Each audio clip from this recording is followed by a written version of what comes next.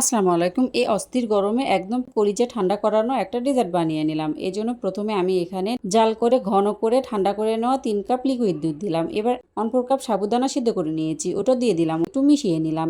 এবার এর সঙ্গে একটা কলা কুচি দিলাম, তার সঙ্গে কয়েকটা আনার দিয়েছি। এবার এর সঙ্গে কিউব করে রাখা তরমুজ দিলাম।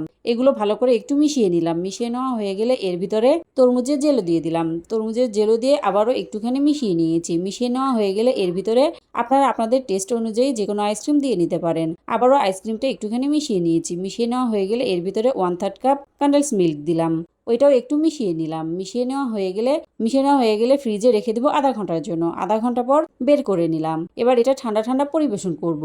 এভাবে একবার তরমুজের জেলো দিয়ে ডেজার্ট বানিয়ে দেখবেন, খেতে দারুণ লাগে। এই গরমে এই ডেজার্টটা খেলে কলিজা মন একদম ঠান্ডা হয়ে যাবে, এত মজা লাগে। রেসিপি ভালো লাগলে একটা লাইক দেওয়ার অনুরোধ রইল। আপনারা একবার ট্রাই করতে পারেন। আল্লাহ হাফেজ।